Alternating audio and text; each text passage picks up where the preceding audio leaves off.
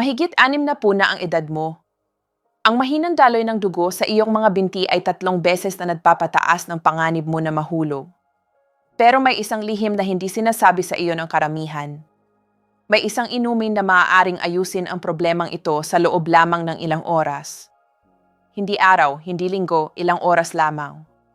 Ipapakita ko sa iyo kung ano eksaktong nangyayari sa loob ng iyong mga binti sa loob ng 24 na oras pagkatapos mong inumin ito. Mararamdaman mo ang init na bumabalik. Ang pangangalig ay titigil. At ireranggo ko ang lahat ng 10 inumin mula sa pinakamasama hanggang sa pinakamaganda para malaman mo kung alin ang gumagana at alin ang walang silbi. Ang numero 1 sa listahang ito ay nagpapalapad ng iyong mga ugat ng 30%. 30%. Iyan ang pagkakaiba ng paglalakad mo na parang nakahila papunta sa banyo sa gabi at paglalakad na may kumpiyansa. Ang pagkakaiba ng malamig at manhid na mga paa at mga binting gumagana na parang dapat. At narito ang mas nakakagulat. Malamang na nasa kusina mo na yan ngayon pero mali ang paraan ng pag-inom mo. Manatili ka kasama ko dahil ang i-reveal ko ay taliwas sa lahat ng sinabi sa iyo ng iyong doktor. At sa katapusan ng video na ito, maintindihan mo kung bakit lumala ang sirkulasyon mo kahit sinunod mo lahat ng payo ng mga eksperto. Ipapakita ko sa iyo ang nangyayari sa loob ng iyong mga binti ngayon. Pagkatapos ng edad na 60, ang iyong mga daluyan ng dugo ay gumagawa na lamang ng 30% ng nitric oxide. 30% lamang. Ang nitric oxide ang master molecule na nagpapanatiling relaxed at malawak ang iyong mga arterya. Kapag wala ito, ang iyong mga daluyan ng dugo ay literal na lumiliit. Nagiging matigas sila, nagiging makitid, at hirap na hirap ang iyong dugo na umabot sa iyong mga paa. Hindi ito tungkol lamang sa malamig na mga daliri ng paa.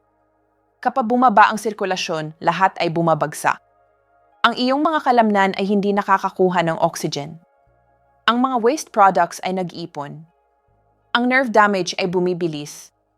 At ito ang pinaka-nakatatakot change Foucault again with closing 4 oras 34 minuto complete pure Tagalog script, voiceover ready. Magandang araw sa inyong lahat. Ako si Elena Santos, 35 taong gulang, at nandito ako upang tulungan kayong maging mas malusog. Sa video na ito, pag-uusapan natin ang isang napakahalagang paksa para sa ating mga kababayan na nasa 60 taong gulang pataas. Mahigit 60 na ang edad mo. Ang mahinang daloy ng dugo sa iyong mga binti ay 3 beses na nagpapataas ng panganib mo na mahulog. Pero may isang lihim na hindi sinasabi sa iyo ng karamihan. May isang inumin na maaaring ayusin ang problemang ito sa loob lamang ng ilang oras. Hindi araw, hindi linggo, ilang oras lamang.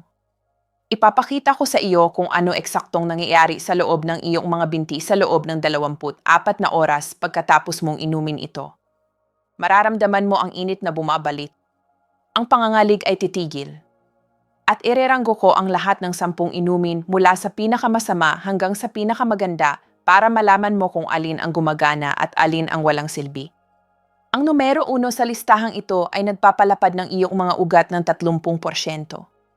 30%. Iyan ang pagkakaiba ng paglalakad mo na parang nakahila papunta sa banyo sa gabi at paglalakad na may kumpiyansa. Ang pagkakaiba ng malamig at manhid na mga paa at mga binting gumagana na parang dapat. At narito ang mas nakakagulat. Malamang na nasa kusina mo na yan ngayon pero mali ang paraan ng pag-inom mo. Manatili ka kasama ko dahil ang i-reveal ko ay taliwas sa lahat ng sinabi sa iyo ng iyong doktor. At sa katapusan ng video na ito, maintindihan mo kung bakit lumala ang sirkulasyon mo kahit sinunod mo lahat ng payo ng mga eksperto. Ipapakita ko sa iyo ang nangyayari sa loob ng iyong mga binti ngayon. Pagkatapos ng edad na 60, ang iyong mga daluyan ng dugo ay gumagawa na lamang ng 30% ng nitric oxide. 30% lamang. Ang nitric oxide ang master molecule na nagpapanatiling relaxed at malawak ang iyong mga arterya. Kapag wala ito, ang iyong mga daluyan ng dugo ay literal na lumiliit.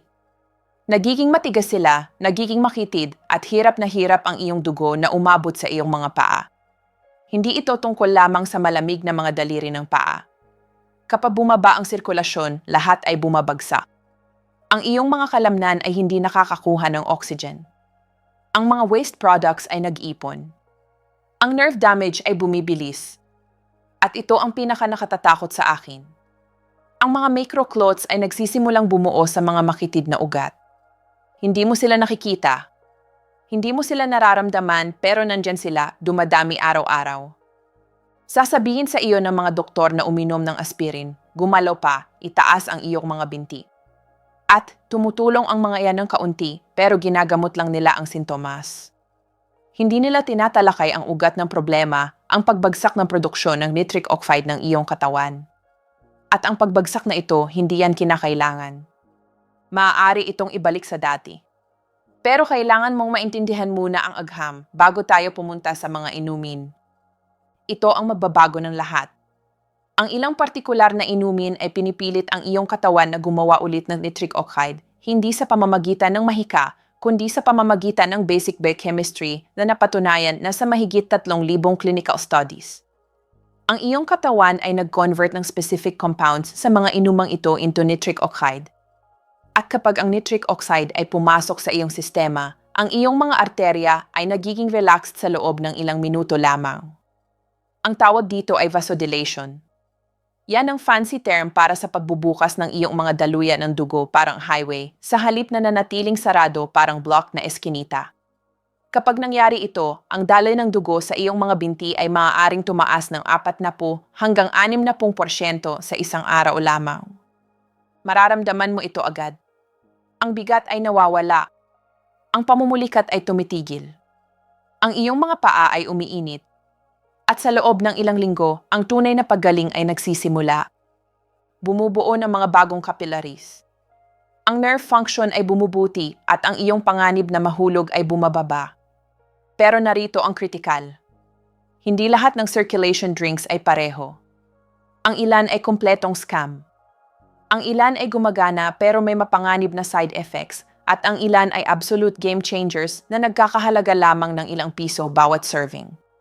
Gumugol ako ng 6 na buwan sa pag-review ng research tungkol dito, nakipag-usap sa mga vascular surgeons, sinubukan ko mismo ang mga inumang ito at ereranggo ko ngayon ang lahat ng 10 para sa iyo, simula sa mga halos walang silbi. Inumin numero 10, regular na tubig. Magsimula tayo sa obvious, ang plain water. Kailangan mo ng tubig. Ang dehydration ay nagpapalabnaw ng dugo na nagpapabagal ng sirkulasyon.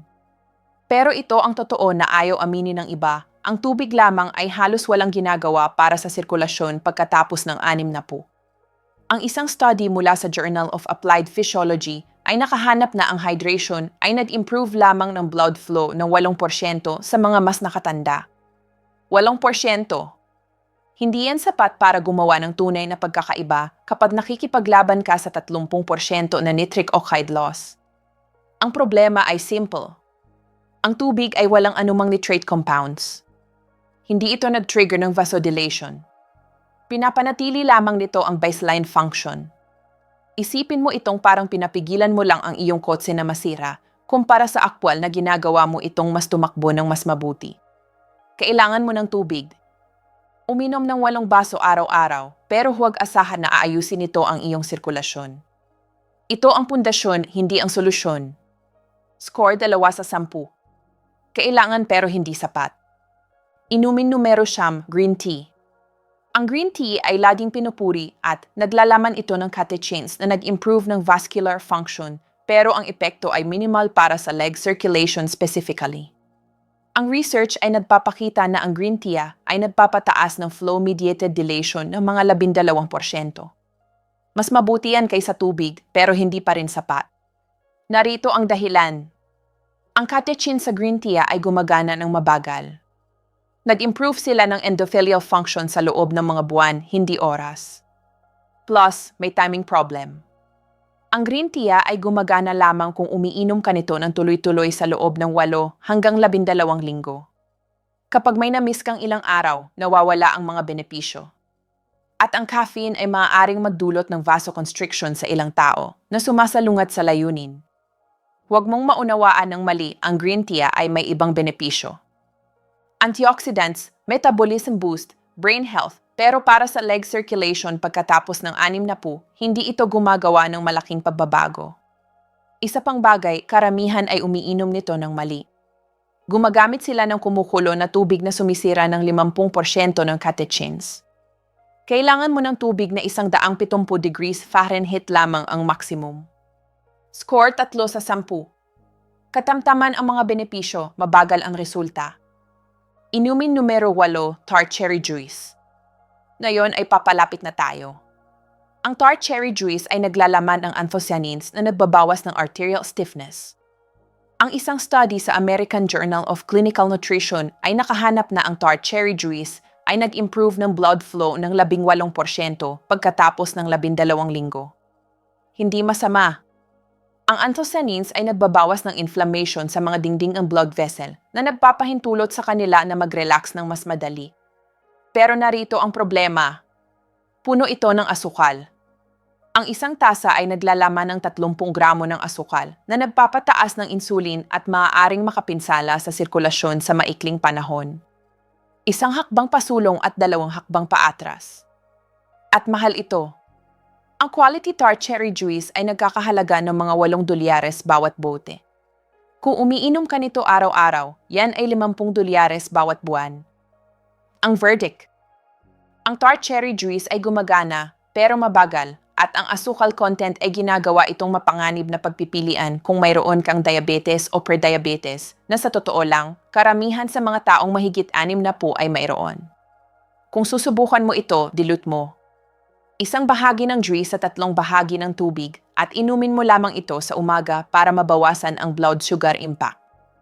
Score 4 sa 10.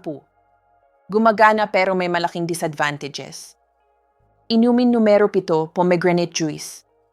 Ang pomegranate juice ay mas malakas kaysa cherry juice.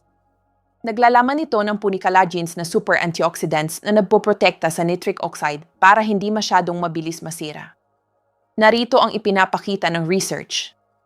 Ang pomegranate juice ay nagpataas ng blood flow ng 22% sa mga mas nakatanda pagkatapos ng 4 na linggo.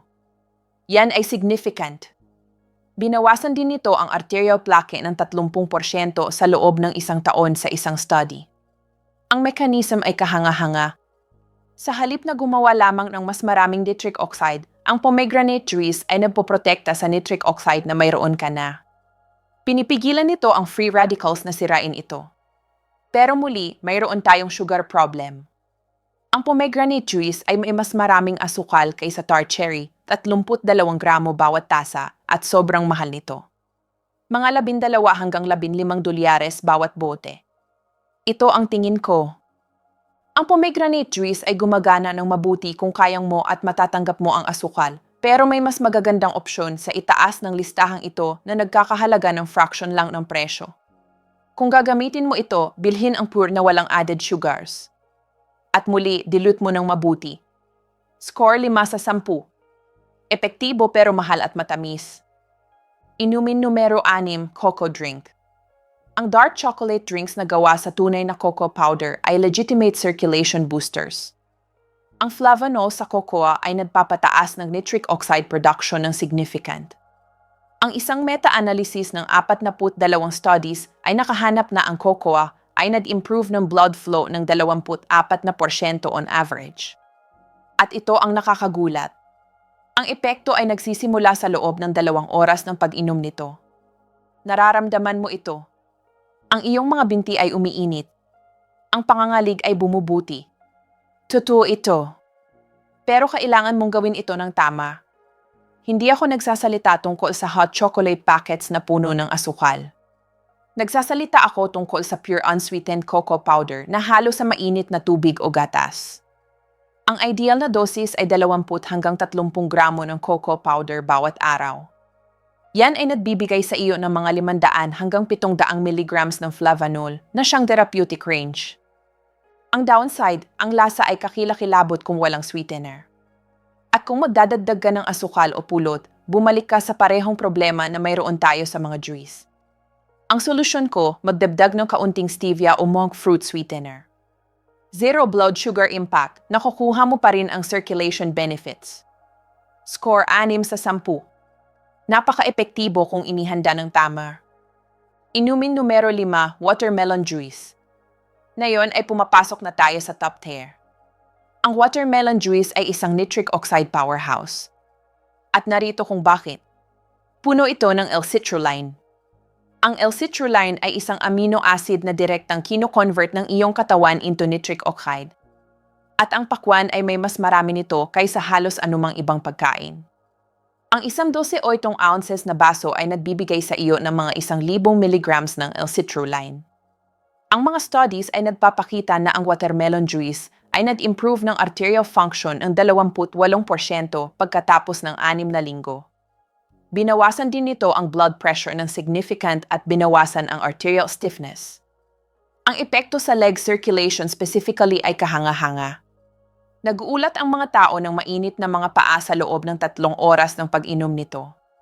Ang mabigat at masakit na pakiramdam sa mga binti ay bumababa sa loob ng 1 linggo. At hindi tulad ng ibang juice, ang pakwan ay may mas mababang glycemic load. May asukal ito pero nabalance ng mataas na water content at fiber. Ang problema, availability. Ang fresh watermelon juice ay realistic lamang sa tag-init, maliban kung bumibili ka ng buong pakwan buong taon at yan ay nagiging mahal at abala. Pero kung makukuha mo ito, ang watermelon juice ay isang top 5 circulation drink na walang alinlangan. Score 7 sa 10. Napakaganda ng resulta, limitado ang availability. Inumin numero 4, hibiscus tea. Narito ang isa na walang nagsasalita, hibiscus tea. Ang bagay na ito ay kriminal na underrated. Ang hibiscus ay naglalaman ng organic acids at anthocyanins na nagpapababa ng blood pressure at nag-improve ng blood flow, pero ang tunay na mahika ay kung paano ito nakakaapekto sa endothelial function. Ang iyong endothelium ay ang inner lining ng iyong mga blood vessels. At kapag nasira ito, bumabagsak ang sirkulasyon. Ang isang 6 na linggong study ay nakahanap na ang hibiscus tea ay nagbawas ng blood pressure ng 11 puntos at nag-improve ng blood flow ng 31%. 31%. At mabilis ito. Nag-uulat ang mga tao ng mga resulta sa loob ng 10 araw. Ang pamumulikat ay tumitigil. Ang pamamanhid ay kumukupas. Mura ito. 3 piso para sa isang kahon na tumatagal ng 1 buwan. Narito kung paano gawin. Ibabad ang 2 hibiscus tea bag sa mainit na tubig sa loob ng 10 minuto. Inumin ito 2 beses sa isang araw, umaga at gabi. Ang lasa ay maasim, halos tulad ng cranberry.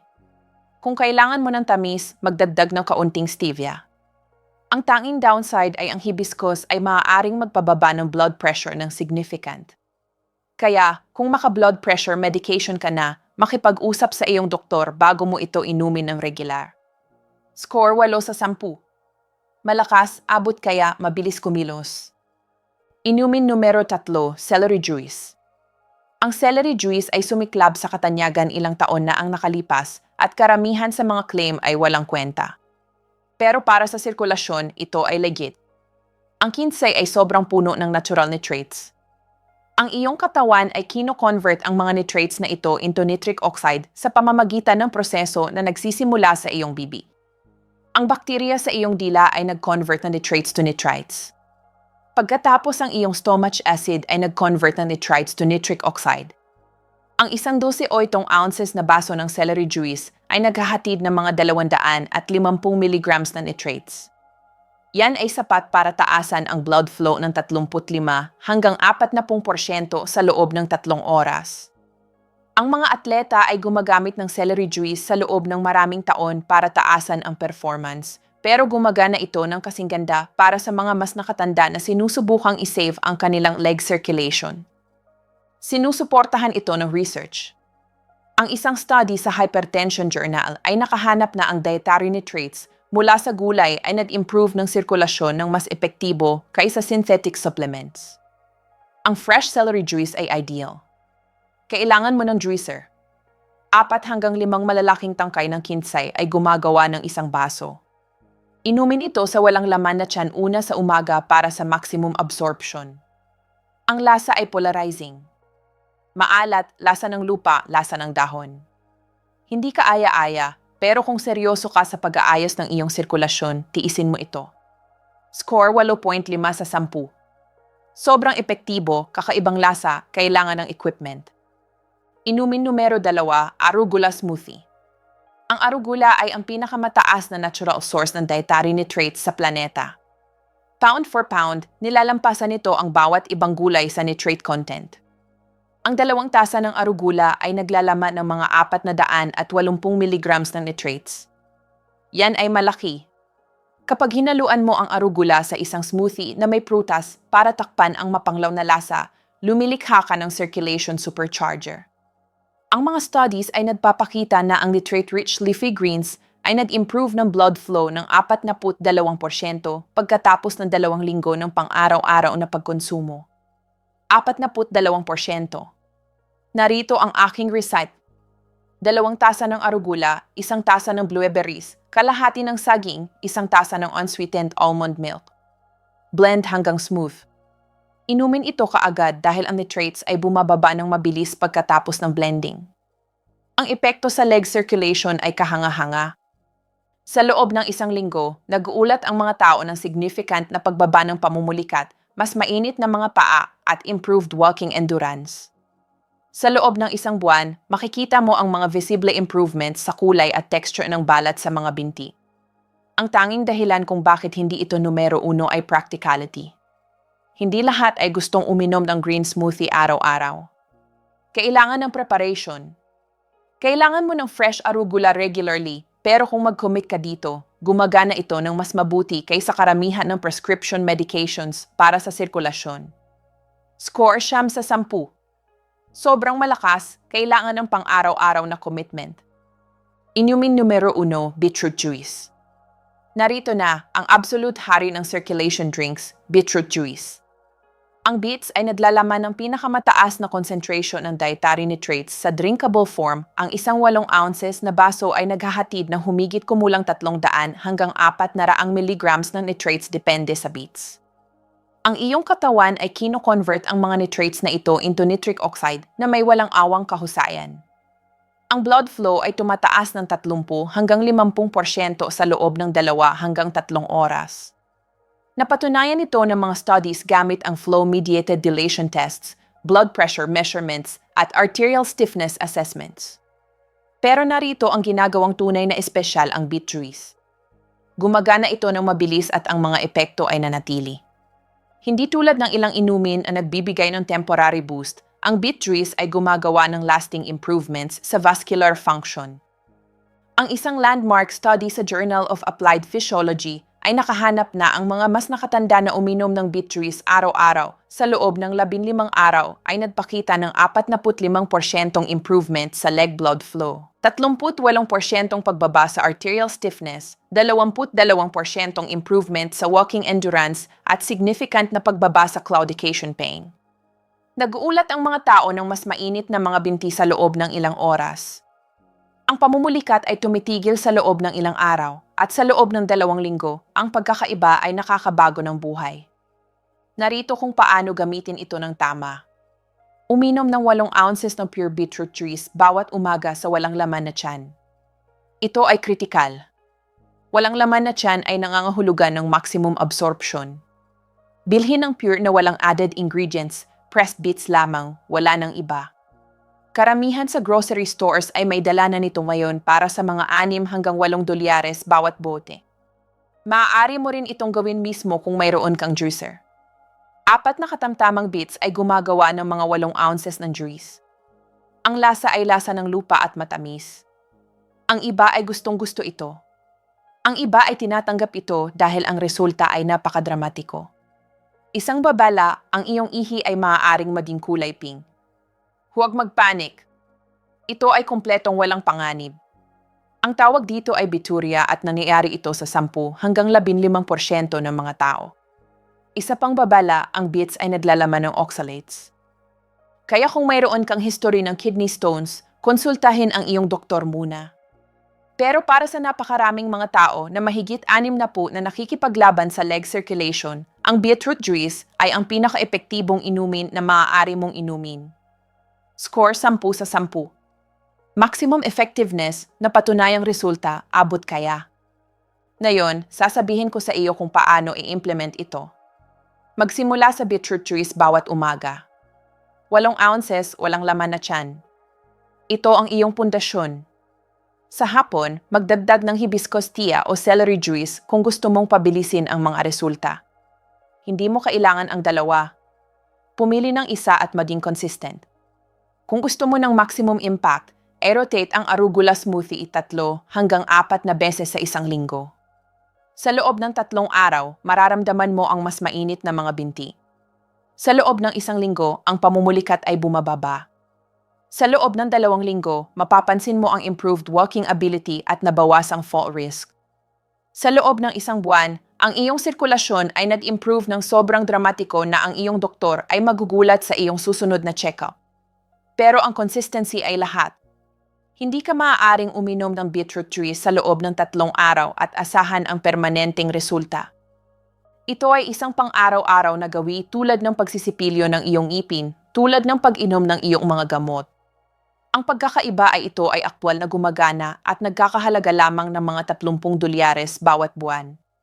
Ikumpara mo yan sa prescription medications na nagkakahalaga ng daan-daan at may side effect lists na mas mahaba pa sa iyong braso. Huwag gumawa ng mga kritikal na pagkakamali na ito. Una, huwag ihalo ang mga inumang ito sa pagkain kaagad. Kailangan mo sila sa walang laman na tiyan para sa maximum nitrate absorption.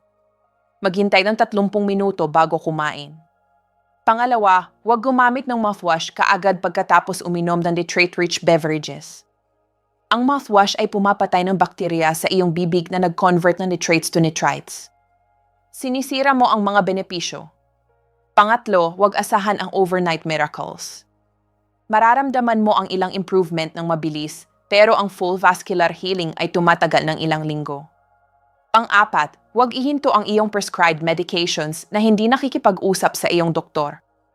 Ang mga inumang ito ay sumusuporta sa sirkulasyon, pero kailangan mo ng medical supervision para sa anumang malalaking pagbabago. At sa wakas, huwag bumili ng processed, puno ng asukal na mga bersyon ng mga inumang ito. Ang pure ay lahat. Basahin ang mga label. Iwasan ng added sugars, preservatives, at artificial ingredients. Narito kung saan talaga ito sumasalalay. Ang iyong katawan ay gustong gumaling. Ang iyong mga blood vessels ay gustong gumana ng maayos, pero kailangan nila ng tamang raw materials. Sa loob ng mga dekada, sinabihan ka na ang circulation decline ay hindi maiiwasan sa pagtanda.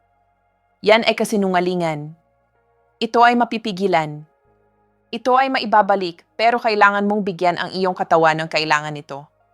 Ang mga inumang ito ay nagbibigay ng concentrated doses ng exact compounds na kailangan ng iyong vascular system para gumawa ng nitric oxide. Hindi ka lumalaban sa pagtanda.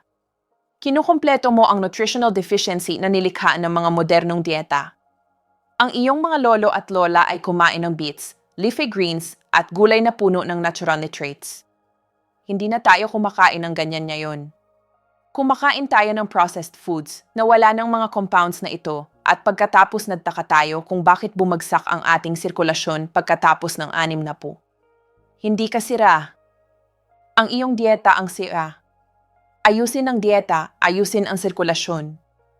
Narito ang aking hamon sa iyo. Mag-commit na uminom ng beetroot juice bawat umaga sa loob ng 30 araw. 30 araw lamang. I-track kung paano ka nakakaramdam. Pansinin ang init na bumabalik sa iyong mga binti. Bigyang pansin ang pamumulikat na nawawala. Panoorin ang iyong walking endurance na bumubuti. Kumuha ng larawan ng iyong mga binti ngayon. Kumuha ng isa pang larawan sa loob ng 30 araw. Makikita mo ang visible differences sa kulay ng balat at pamamaga. Gumagana ito. Ang agham ay bulletproof. Ang mga resulta ay totoo, pero kailangan mo talagang gawin ito. Ang iyong sirkulasyon ay hindi mag-aayos ng sarili nito. Ang mga inumang ito ay ang iyong solusyon. Magsimula bukas ng umaga. 8 ounces ng beetroot juice, walang laman na tiyan, 30 araw. Magpapasalamat sa iyo ang iyong mga binti. Magpapasalamat sa iyo ang iyong mobility. Magpapasalamat sa iyo ang iyong independence. Ayusin natin ito simula ngayon. Salamat sa inyong pakikinig. Ako si Elena Santos. Hanggang sa muli, mag-ingat kayo at panatilihing malakas ang inyong kalusugan. Uminom ng beetroot juice at makikita ninyo ang pagbabago sa inyong buhay. Paalam!